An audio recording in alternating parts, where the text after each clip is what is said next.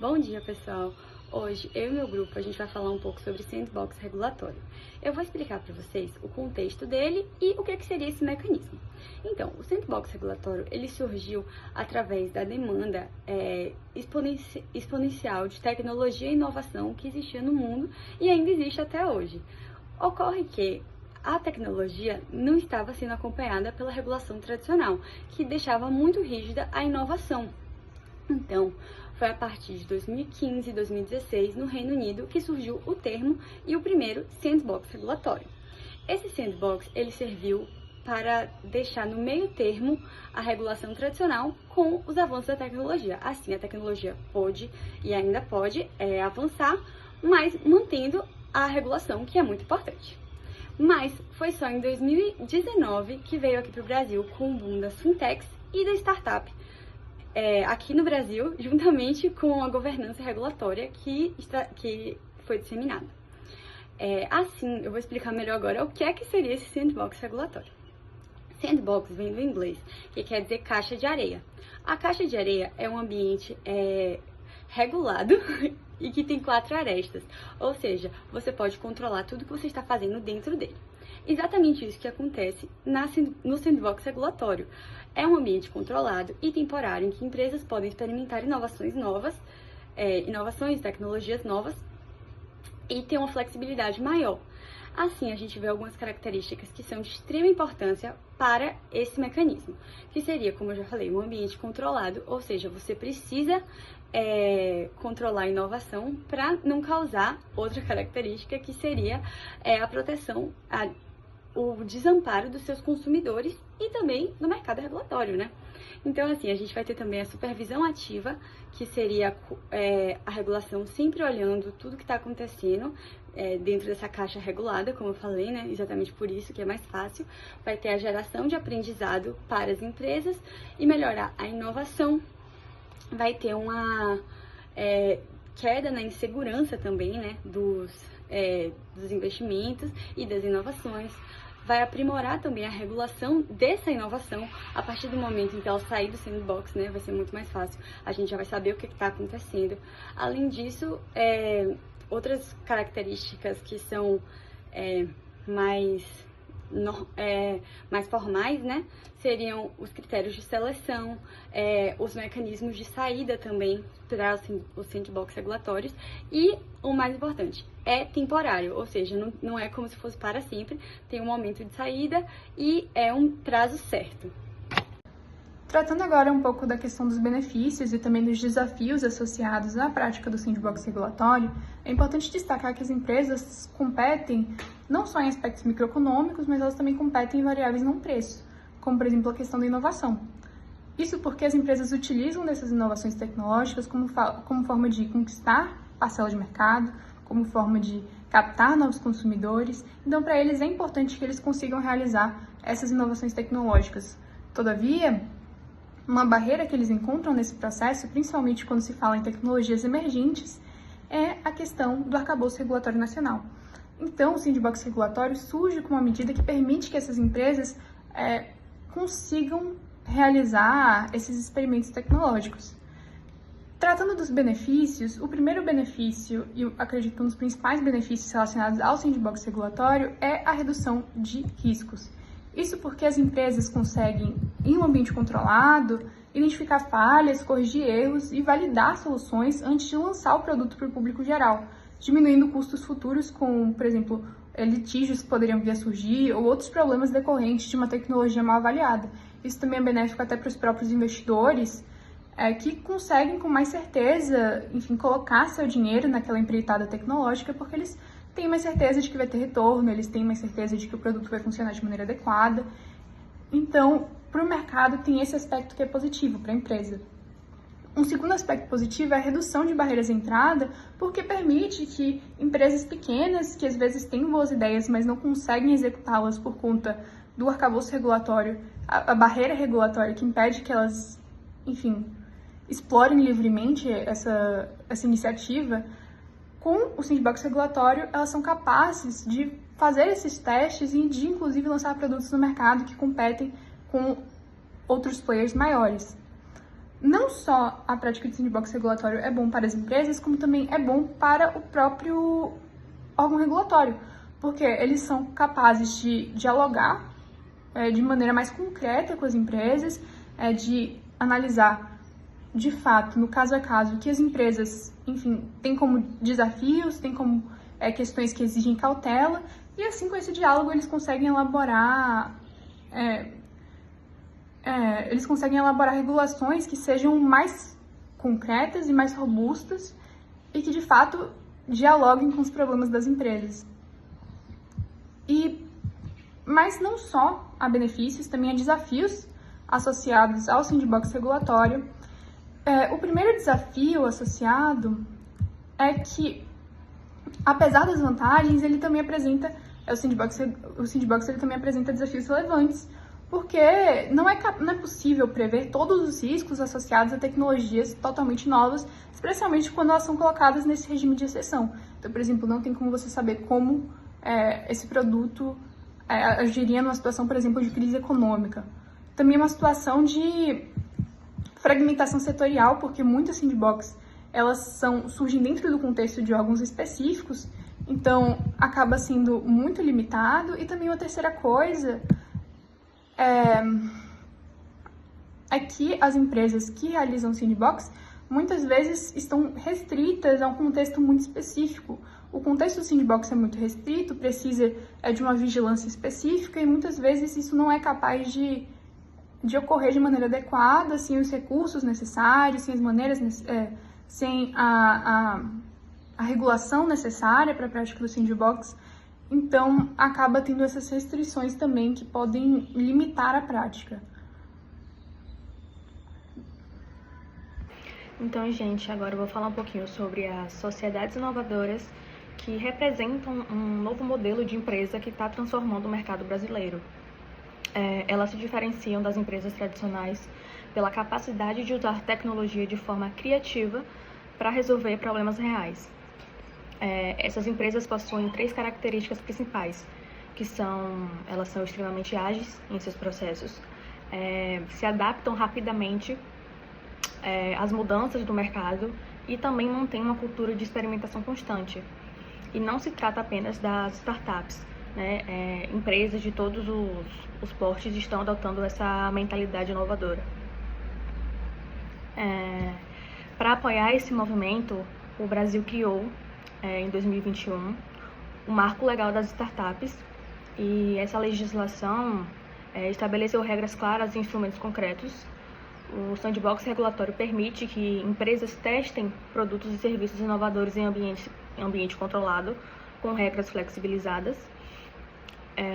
E além disso, o marco também trouxe uma segurança jurídica para investimentos, facilitando que empreendedores captem recursos, e a figura do investidor anjo também foi fortalecida. Novos instrumentos contratuais foram criados para modernizar as relações entre startups e investidores. E as empresas inovadoras também utilizam diferentes estruturas societárias conforme seu estágio de desenvolvimento. Para quem está começando, a sociedade limitada é a opção mais simples. Empresas em crescimento costumam optar pela sociedade anônima simplificada, que permite, captar recursos externos com mais facilidade. A grande novidade foi a sociedade unipessoal, que elimina a necessidade de um sócio fictício e dá mais autonomia também para o empreendedor individual. E os exemplos estão em todos os lugares. A gente tem a Nubank, que revolucionou os serviços financeiros com o modelo digital. Temos o iFood, que criou um ecossistema completo de delivery. A Fiat, que avança com veículos híbridos. No agronegócio, a gente tem empresas que utilizam drones e inteligência artificial para aumentar a produtividade com sustentabilidade. E o mais importante, na verdade, é entender que essa transformação vai além da tecnologia. As sociedades inovadoras estão criando um novo paradigma empresarial, onde agilidade, sustentabilidade e propósito andam juntos. E então, para finalizar, essas sociedades representam mais do que uma tendência, São a materialização de um novo jeito de fazer negócio, mais conectado com as necessidades reais da sociedade. As sociedades inovadoras, elas precisam de um ambiente controlado, seguro e propício para desenvolver novas tecnologias e novos modelos de negócio. Hoje as demandas do mercado, elas mudam muito rápido. Isso exige que funções de emprego, ofertas e necessidades acompanhem essa modernização. E muitas dessas funções, aliás, eram impossíveis no passado. Por exemplo, não existia iFood no século XV. Sem internet era impossível, não tinha como. E por que isso importa? Porque inovação depende não só de tecnologia, mas também de criatividade. Depende que mentes capazes de imaginar o que ainda não existe concebam certas ideias e coloquem elas em prática. Agora, ao ponto-chave. Sandbox regulatório tem uma relação de benefício mútuo com as sociedades inovadoras, altamente sinérgica. Funciona como catalisador de inovação, um espaço onde empresas podem testar produtos, serviços e soluções em ambiente controlado, seguro, limitado, mas real o suficiente para gerar aprendizado. Por que a gente precisa disso? Porque a legislação atual, muitas vezes, não acompanha o avanço tecnológico. E quando as leis foram criadas, as tecnologias de hoje eram apenas ideias, ou às vezes nem isso. Nem sequer existiam. Nos últimos 100 anos, o salto foi gigantesco. O rádio para a televisão, da televisão, os computadores, depois os smartphones, e agora a inteligência artificial, blockchain, fintechs. Cada uma dessas tecnologias mudou totalmente o mundo. Mudou a forma como a gente se informa, trabalha, como nos relacionamos, até a forma como os conflitos são resolvidos e travados. Por isso o sandbox precisa ser temporário, flexível, didático, permitir testar com segurança, mas sem nenhuma garantia de aprovação final. Antes de usar o sandbox, é preciso verificar alguns pontos importantes. O teste com pessoas reais é indispensável? Esse é um ponto. É importante a barreira regulatória? É indispensável? Os benefícios superam os riscos? As partes interessadas apoiam o experimento? Existe autoridade legal para conceder isenções? Essas condições foram atendidas e o processo começa, né? E ele ocorre em 3 fases, né? Desenho, planejamento, execução e após isso o encerramento e aprendizado, né? Durante essas fases, os desenvolvedores eles descobrem limites, antecipam riscos, testam possibilidades, definem metas, né? O produto ele passa por testes internos e externos, né? Envolve inclusive usuários reais em fase beta. Eles apontam erros, relatam bugs, ajudam a medir a capacidade da tecnologia em uso e coisas do gênero. Depois de todos os dados coletados, eles vão para análise, né? E ali se decide se a inovação é viável, é segura, é compatível com o mercado e com as leis. Se for considerada inviável ou muito arriscada, ela simplesmente não segue adiante, né? Se for admitida, há 3 caminhos. Ela pode ser aprovada imediatamente, se já se enquadrar nas regras, pode ser ajustada para se adaptar à legislação ou pode até motivar mudanças no próprio ordenamento jurídico, se isso fizer sentido. Na prática, o objetivo de um sandbox regulatório é descobrir tendências, entender os limites da tecnologia, compreender comportamentos de usuário, traçar perfil de consumo e muitas vezes até com um experimento sociológico. E o que define o sucesso de um sandbox não é um sucesso comercial, e sim um aprendizado adquirido. Esse é o verdadeiro valor do sandbox regulatório e como ele se relaciona com a sociedade de inovação. Obrigado. Olá pessoal, eu me chamo Ana Caroline. A partir desse momento, irei dar seguimento à apresentação, trazendo para vocês a conclusão do trabalho, bem como a citação de alguns exemplos práticos do sandbox regulatório no Brasil. Então, a partir dessa análise do sandbox regulatório, podemos entender seus benefícios, desafios, a relação com a sociedade empresarial inovadora e os casos práticos no Brasil. Fica claro, então, a partir dessa análise, que estamos diante de um instrumento que realmente transforma a forma como o Estado lida com a inovação. O sandbox representa uma mudança importante da mentalidade. Em vez de enxergar a inovação como algo a ser contido, o poder público passa a acolher essas iniciativas e a criar um espaço seguro para que elas aconteçam.